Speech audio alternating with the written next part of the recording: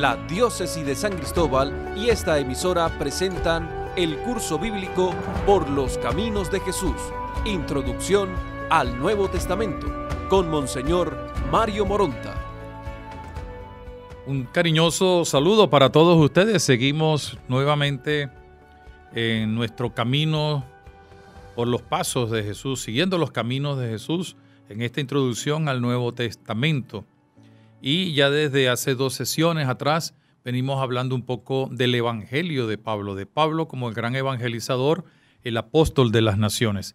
Y hoy vamos a comenzar a dar un vuelo de pájaro porque es imposible detenernos en pocas horas en todas las cartas de San Pablo. Quizás en un futuro cercano uno de los cursos que podríamos promover es precisamente el estudio de las diversas cartas de San Pablo, su significado y quizás una más que otra, porque tenemos como más contacto con esas cartas, un poco por la liturgia, por la catequesis o lo que sea. Pero lo importante es que estamos ante como ya lo hemos dicho, un estilo de literario, pero también un estilo apostólico. Pablo visita, Pablo predica, pero también Pablo escribe cartas, sea a personas, como es el caso de Timoteo y Tito y Filemón, o a comunidades ya más concretas, como la carta a los tesalonicenses o a los corintios, también a los de diversas zonas como la Galacia y Éfeso. Las técnicas y procedimientos de escribir de Pablo muestran un verdadero maestro de la interpretación de la Escritura, además de ser un hombre de literatura. Vamos a ver algunas ideas sobre las características de este escritor. El apóstol de los gentiles hizo mella en los albores del cristianismo por su especial estilo literario. Los escritos paulinos eran familiares a los creyentes cristianos por varias razones. Primero, porque recordaban con entusiasmo lo que habían vivido de una manera particular, pero también junto con él. En segundo lugar, porque los creyentes tenían ahora un material escrito que antes solo era tradición oral sobre Jesús llamado Cristo, y que este material se los había dado también de manera oral el apóstol u otros colaboradores del apóstol Pablo.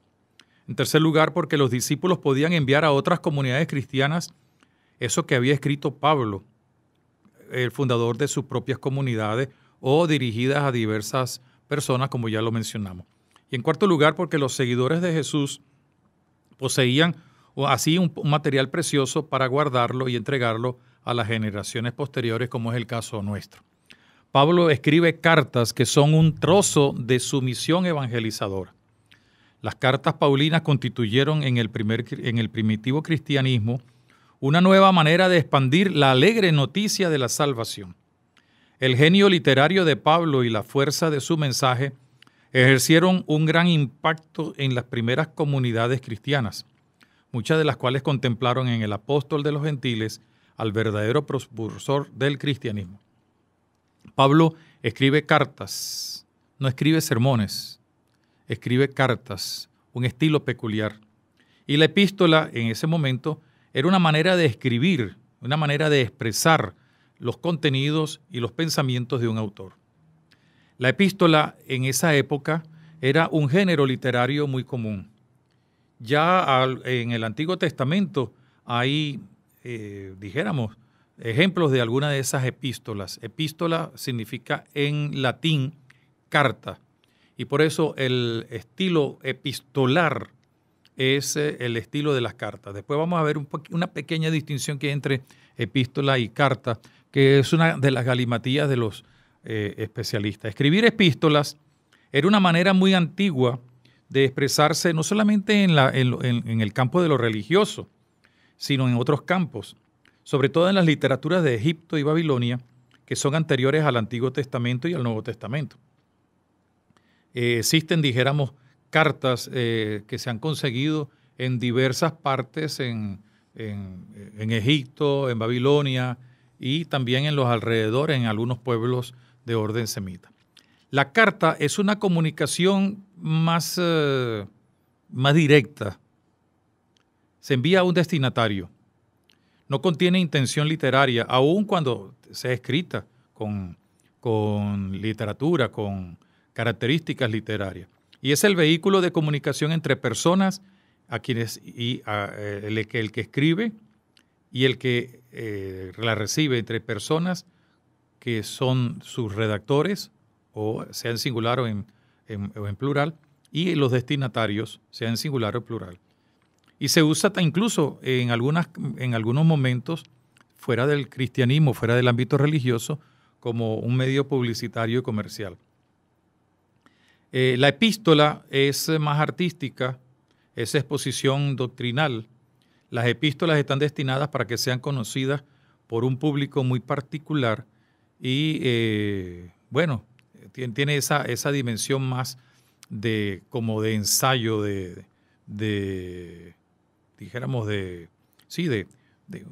invitación a conocer una doctrina.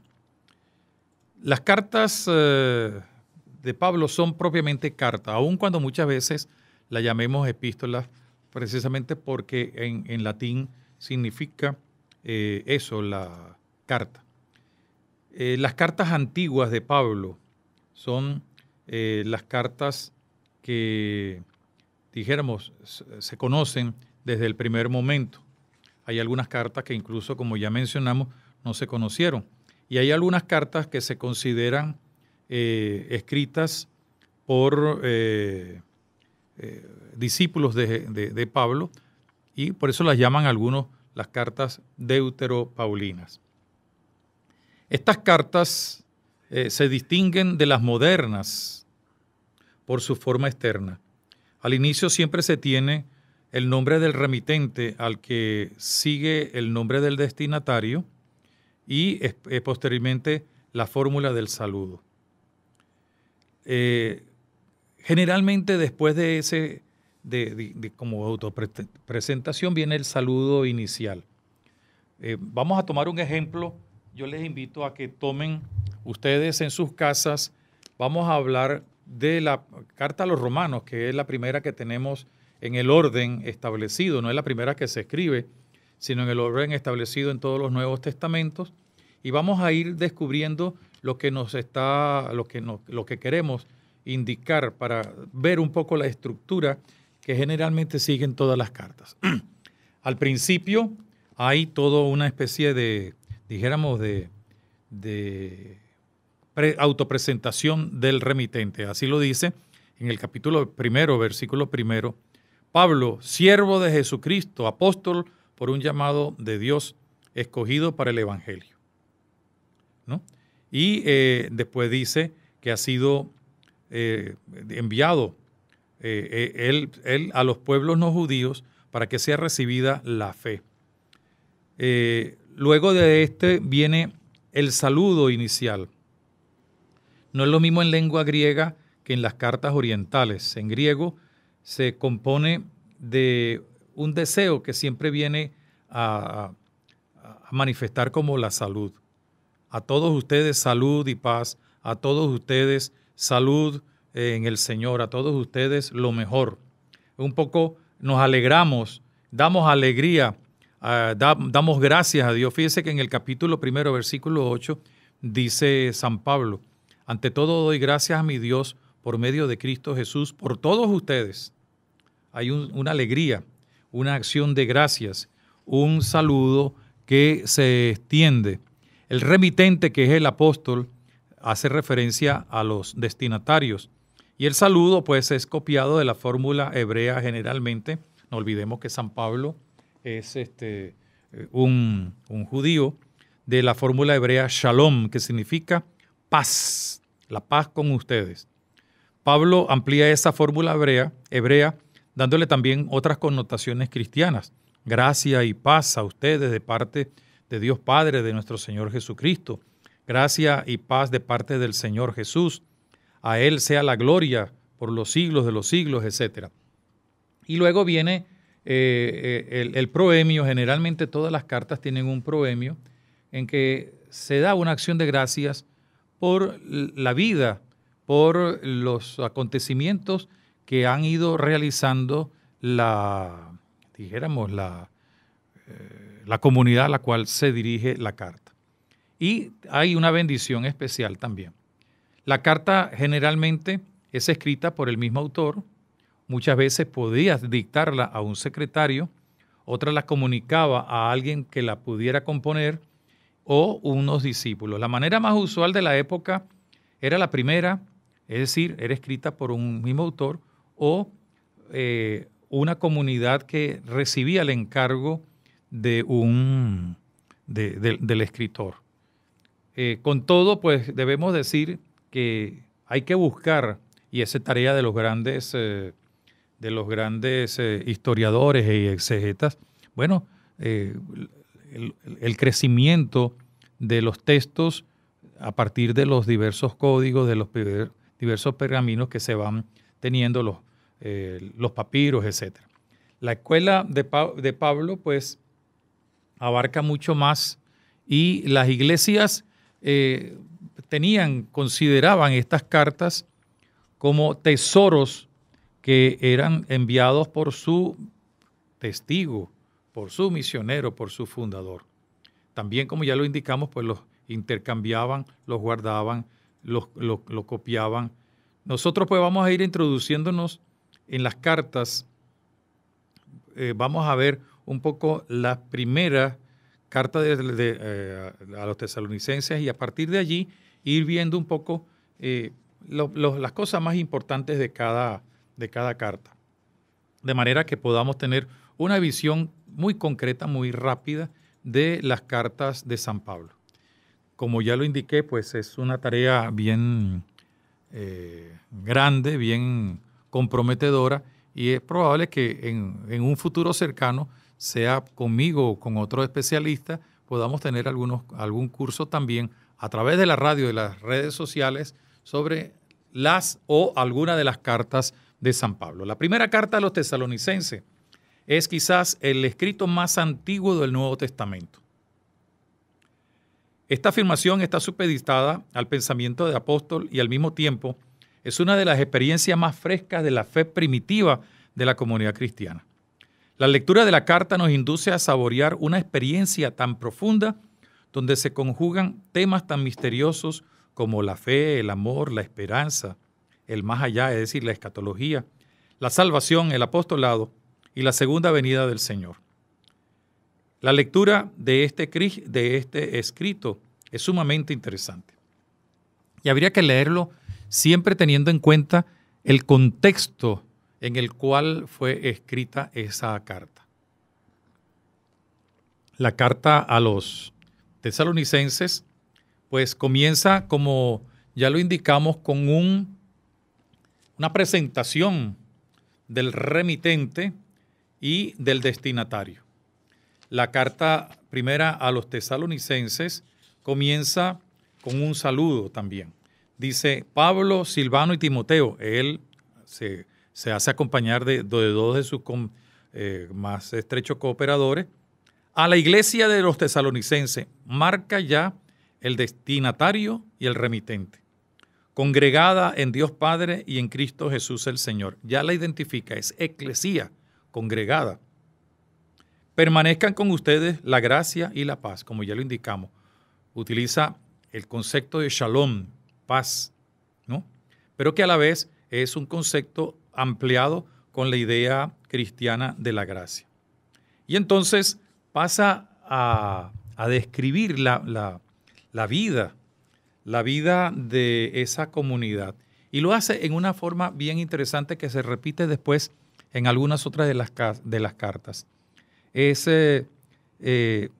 Nos permite conocer matices importantes de la vida de los tesalonicenses, porque va a leer, o mejor dicho, va a escribir para hacer leer a los tesalonicenses su acción de gracias por el trabajo denodado que han realizado los tesalonicenses. En todo momento, dice él, les tenemos presentes en nuestras oraciones y damos gracias sin cesar a Dios por ustedes, pues ustedes han sabido no solamente recibir por su fe a Jesucristo, sino a hacer frutos a través del amor de esa fe, y cómo entonces ustedes han continuado la tarea que yo inicié es decir, la evangelización.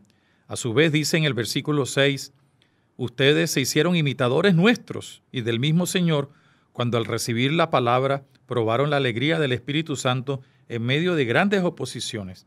De este modo pasaron a ser un modelo para todos los creyentes de la Macedonia y de la Acaya. Nuestro estudio no debe solamente, cuando se hace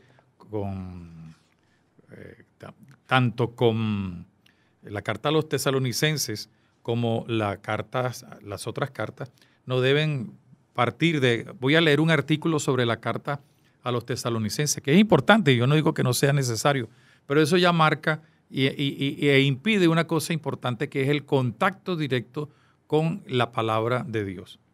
La lectura de la carta nos presenta cuál es la oportunidad, y fíjense, la oportunidad es el animar a los tesalonicenses en medio de una situación de dificultad, porque ellos se han dedicado a anunciar el Evangelio y han encontrado oposición, incluso de parte de algunos cristianos. El autor escribe una obra para ser leída. En este caso, Pablo escribe una carta a los tesalonicenses para que sean ellos quienes la lean, quienes la analicen. Y no la escribe para que sea analizada o escrita una sola vez y punto, sino para que sea meditada. No olvidemos un poco lo que nos dice el libro de los Hechos de los Apóstoles, que los fieles cristianos al principio perseveraban en la enseñanza de los apóstoles. Es decir, no solamente en su predicación, sino en todo lo que ellos iban dándoles a conocer. Y por eso, sea por tradiciones orales o en este caso por una carta concreta, se les invitaba a que no fuera algo superficial, sino a seguir profundizando en los diversos temas que propone cada carta. La carta de San Pablo a los tesalonicenses es una carta que fue escrita en la época del procónsul Galión, es decir, hacia el año 50, 52 más o menos de la era cristiana. Más o menos calculan los estudiosos que sería después del mes de agosto del 52. La conclusión de los expertos es esa, que sería entre el 51 y el 52. Pablo estaba en Corinto y había estado antes en Atenas y después había estado 1 año y meses nuevamente en Corinto. No sabemos con seguridad si Pablo ha escrito con certeza desde Corinto. En algunos manuscritos, después del saludo inicial, encontramos una indicación del lugar, escrita desde Atenas, etc. En este caso, la carta a los tesalonicenses menciona Atenas, pero no significa que haya sido escrita o en Atenas o en Corinto. Pero lo importante es que fue escrita, que eso es lo que muchas veces nos interesa a nosotros. Y porque a veces hay algunos autores que se dedican a discutir sobre cosas importantes, no digo que no, sobre cosas que tienen una cierta importancia porque nos aclaran, pero que se limitan solamente a eso y se olvidan del contenido. Para nosotros lo importante es el contenido. ¿Y cuál es el contenido más importante en esta primera carta a los tesalonicenses? La evangelización de la comunidad cristiana que sucede durante el segundo viaje misionero. Pablo está preocupado por esa comunidad que ha fundado, que ha animado y que se ha distinguido por ser imitadora, como ya lo vimos, del mismo Pablo, de Pablo que es evangelizador, y entonces esta iglesia de Tesalónica pues se mete también en esa dinámica y hace que Pablo sea capaz de alentar esa vida apostólica, reconociendo que aún en medio de las dificultades, de las incomprensiones y hasta de cierta persecución, los cristianos de Tesalónica hicieron que cundiera la palabra de Dios. Y entonces surgen algunos problemas que Pablo quiere mostrar o que quiere enfrentar. La tensión escatológica, es decir, ¿vendrá o no vendrá el Señor al final de los tiempos? La escatología pierde importancia en las grandes cartas y más bien se expresa de manera diversa en estas pequeñas cartas a los tesalonicenses. San Pablo indica 3 elementos que corresponden a 3 fases escatológicas. Hay un presente. El Hijo de Dios se encuentra ahora en los cielos. Una fase pasada. Cristo, el Hijo, es un resucitado. Y una fase futura que explica la función de este Hijo de Dios resucitado y ascendido a los cielos. Jesús, aquel que libera de la cólera que viene. La cólera unida a la liberación de la clave de todo. La contraposición de la palabra ira y el término de salvación que se encuentran en el capítulo 5, versículo 9 de la primera carta a los tesalonicenses. ¿Y qué es lo que quiere Pablo? Porque resulta que los tesalonicenses también, y es un poco, lo voy a retomar en la segunda carta a los tesalonicenses, Pablo quiere aclararle que ciertamente Jesús va a venir al final de los tiempos, pero que eso tiene que ser asumido desde una perspectiva eminentemente cristológica. Es necesaria una referencia al Antiguo Testamento para comprender entonces el lenguaje escatológico. La expresión cólera de Dios quiere indicar la reacción de Dios ante el mal, a la injusticia, al pecado, y muy concretamente designa el castigo que puede llegar a los malvados. Era típico de la tradición profética. Pero la palabra de Dios, que ha evolucionado también en el planteamiento, como lo vamos a ver ahora, hace ver que la escatología habla en otros términos. Algunos pasajes escatológicos, como el de Sofonías, capítulo 1, versículo 42 al capítulo 2, versículo 13, nos ayudan a comprender esa tendencia escatológica creada por la resurrección de Jesús, Jesús que sube al cielo y que vendrá al final de los tiempos. ¿Para qué? Para darnos la salvación, y será el día del Señor y por tanto la manifestación escatológica de la salvación, la luz. El día está cercano y hay que vivir como hijos de la luz, nos enseña en el capítulo 5 de esta primera carta a los a los tesalonicenses. En las cartas posteriores de Pablo vamos a observar también una fuerte evolución, y en vez de hablar de cólera de Dios, ¿no?, se va a hablar más bien del día del Señor, de la justicia salvífica de Dios, como encontramos en el capítulo 1, versículo 17, capítulo 3, versículo 21 de la carta a los romanos. Dios vuelve justos a aquellos que creen en Cristo. Hay, por tanto, un juicio de Dios que actúa ya. Es decir, Jesús justifica, Jesús salva, Jesús hace que se salven aquellos que siguen en Él. Y por eso es importante fijarse en la cristología de esta primera carta a los tesalonicenses. Jesús es contemplado como Mesías y el Hijo eterno de Dios, de tal modo que ya desde el inicio del escrito Dios aparece como Padre, capítulo 1, versículos 1 al 3, y Cristo aparece como el Hijo. Ahí hay una vinculación, y que esto rememora un poco la temática presentada también en el Nuevo Testamento, sobre todo en el capítulo 17 de San Juan. Si bien San Juan y San Pablo posiblemente no se conocieron, o si se conocieron no escribieron juntos, sí estaban escribiendo sobre el mismo autor y sobre el mismo tema, que es la salvación de Jesucristo. Las primeras comunidades, pues, reconocían a Jesús como el Salvador. Y en la carta a los tesalonicenses se habla también de cómo ese Salvador va a venir al final, que es lo que llamamos la parusía. Las primeras comunidades cristianas oraban al Padre y al Hijo. Cristo es Hijo de Dios, es Dios. Él y el Padre son una misma cosa. Por ello, al final de la carta, San Pablo subraya la gracia de la bendición divina que acontece en el mismo Cristo. El pasaje cristológico más significativo de este escrito paulino es aquel donde el apóstol agradece a Dios la fe, el amor y la esperanza de los tesalonicenses en la acción de gracia que está en el capítulo 1, y que va a subrayar luego en el capítulo 3, versículo 11 al 3. Desde el punto de vista de una relectura, siguiendo un poco el esquema del Antiguo Testamento, vemos que Jesús es presentado como Kyrios. Y no nos olvidemos que Kyrios, que se traduce Señor, era la traducción griega del término Yahvé.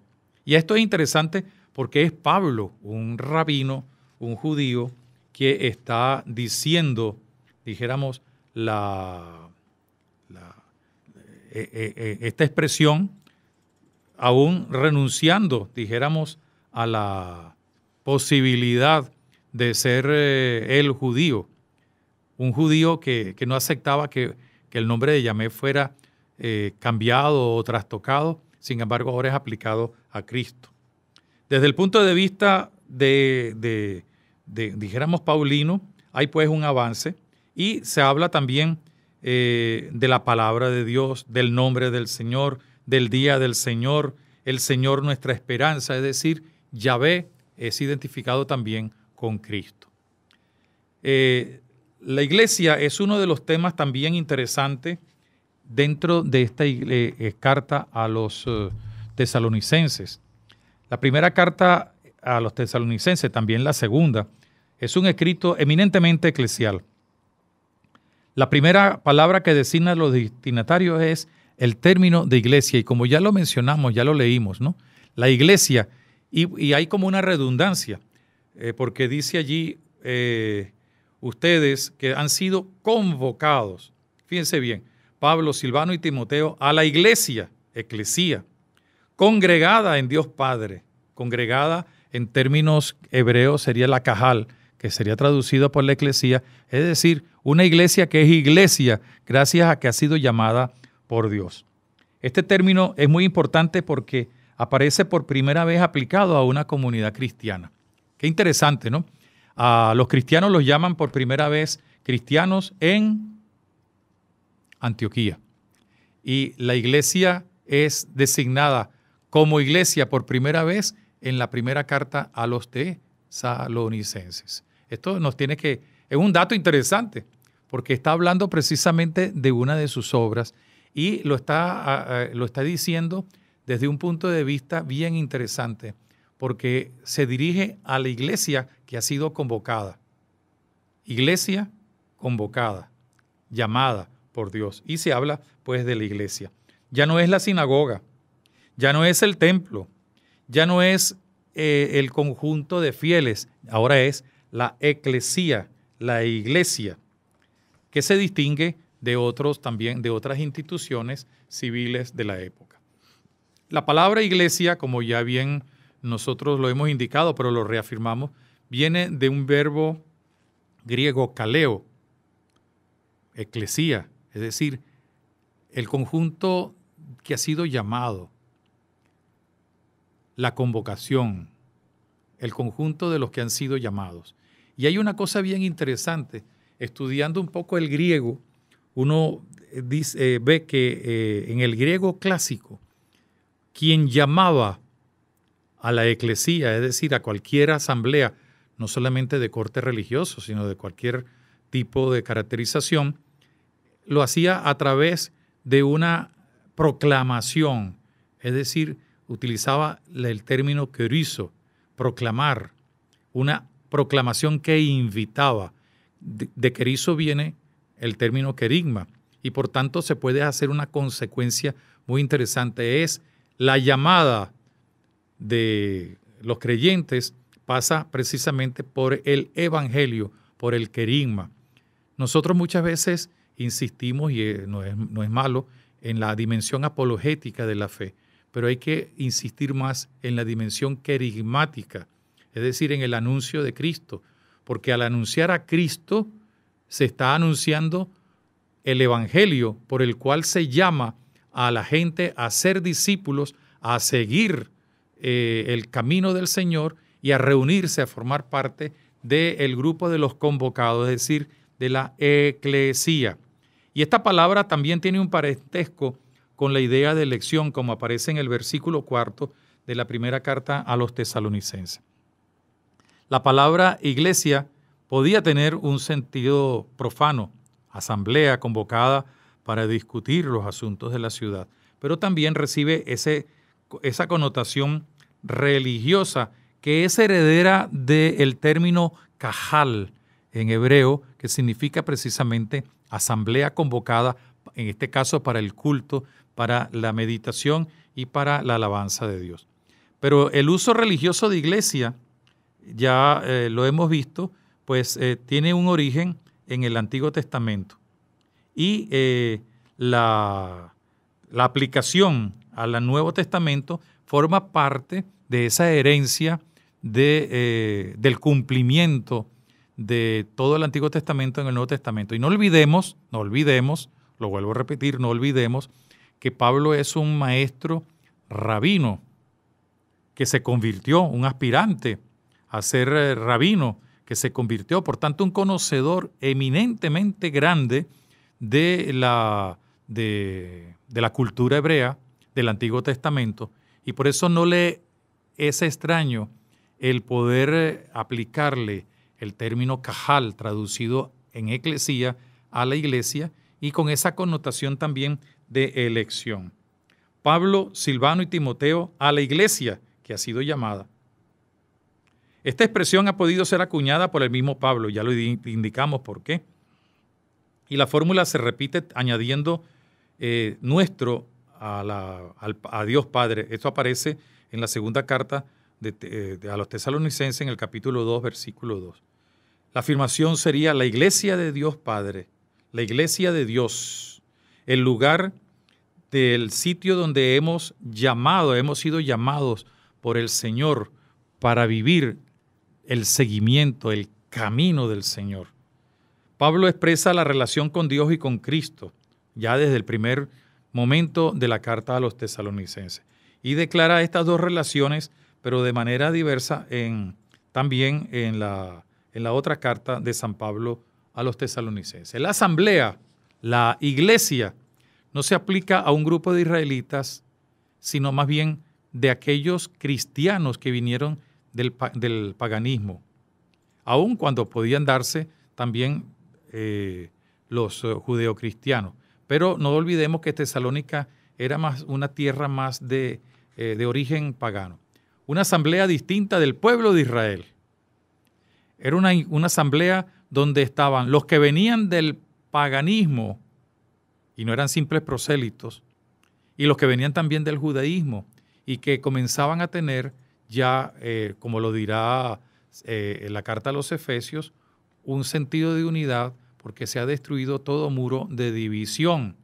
Ya no existen ni judíos ni griegos, sino una sola cosa, es decir, el hombre nuevo, Jesús, que se hace realidad en la iglesia. Y esto también aparece en el capítulo 9, 10 y 11 de San Pablo a los romanos.